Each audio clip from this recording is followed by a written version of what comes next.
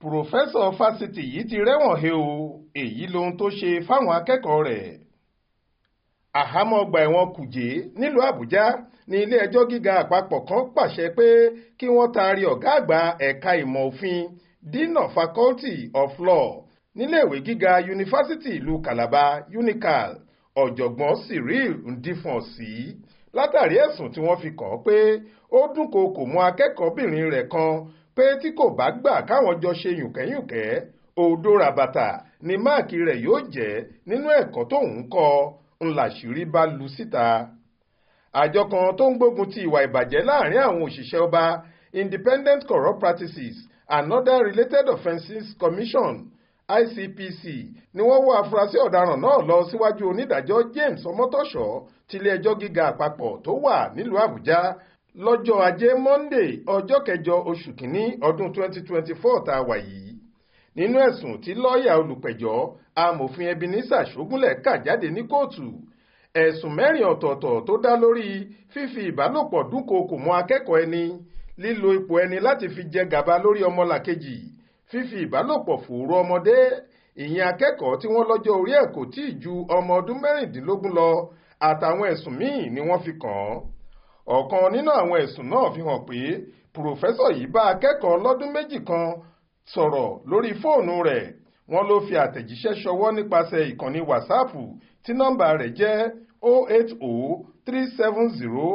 08037066222 láti béèrè pé kí akẹ́kọ̀ọ́bìnrin náà ya fọ́tò ìhòòhò ọmọlúwàbí rẹ̀ ṣọwọ́ sóhun kó sì tún jẹ́ káwọn jọ ṣe fídíò ìhòòhò gólótó wọn, èyí tí wọ́n lò lòdì tó sì ní ìjìyà lábẹ́ ìsọ̀rí 19 ìwé òfin ìwà ìbàjẹ́ ICPC ti ọdún 20,000. Nínú ẹ̀sùn míì, wọ́n ní bàbá àgbàlagbà yìí tún ṣe ohun tó jọra pẹ̀lú akẹ́kọ̀ọ́bìnrin ọlọ́dún 4 kan tó ń kàwé ìmọ̀ òfin ní dìpátímẹ́ǹtì rẹ̀. Bàbá yìí dúnkookò mọ́ pé tí kò bá fi fọ́tò ìhòòhò rẹ̀ ṣọwọ́ sóhun, òdo ràbàtà lòun máa fún un nínú ẹ̀kọ́ tóun ń kọ́ ọ. Wọ́n tún fẹ̀sùn kan afurasí yìí pé ó máa ń fi ìbálòpọ̀ lọ àwọn akẹ́kọ̀ọ́ tí wọ́n ṣẹ̀ṣẹ̀ fẹ́ wọ iléèwé fásitì náà, pàápàá àwọn tí wọ́n ṣe ìdánwò jáàmbù wọlé láti kẹ́kọ̀ọ́ òfin. Wọ́n ló ṣe bẹ́ẹ̀ pẹ̀lú ọmọ ọdún 16 kan. Ṣá o, ọ̀jọ̀gbọ́n Cyril tí lóun kò jẹ̀bi àwọn ẹ̀sùn tí wọ́n fi kan òun yìí, ó ní irọ́ ni wọ́n ń pa mọ́ òun. Lẹ́yìn èyí ni agbẹjọ́rò rẹ̀ amòfin àgbà Okon Efut rán adájọ́ létí pé àwọn ti kọ̀wé ẹ̀bẹ̀ sí ilé ẹjọ́ pé kí wọ́n fún oníbàárà òun ní bẹ́ẹ̀lì kó lè máa tilé wá jẹ́jọ́. Agbẹjọ́rò náà ní oníbàárà òun ti dàgbà, ìlera rẹ̀ kò sì lè gbé láti wà nínú àhámọ́ ọgbà ẹ̀wọ̀n nítorí ibẹ̀ náà ló ti wà láti ọ̀sẹ̀ 3 sẹ́yìn báyìí. Ó tún sọ pé iṣẹ́ abẹ kan tiẹ̀ wà tí wọ́n fẹ́ ṣe fún alàgbà Cyril lọ́sibítù kan lọ́jọ́ 11 oṣù kìíní yìí, torí ẹ̀ kí wọ́n ṣíjú àánú wò ó kí wọ́n sì fún un ní bẹ́ẹ̀lì. Nígbà tó ń gbé ìpinnu rẹ̀ kalẹ̀, adájọ́ Ọmọ́tọ́ṣọ́ ní ọgbà ẹ̀wọ̀n ní kí wọ́n sì taari bàbá náà síná títí tóun yóò fi ráàyè yẹ ẹ̀bẹ̀ rẹ̀ fún bẹ́ẹ̀lì wò.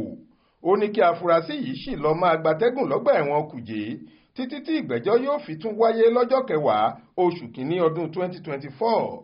Lójú ẹsẹ̀ sì ni wọ́n ti bàbá náà sọ́kọ̀ ó di kérémọ́njé ní Kùjé. Faith Adébọ́lá ló ń jábọ̀ ròyìn fún iléeṣẹ́ tẹlifíṣàn Aláròyé online.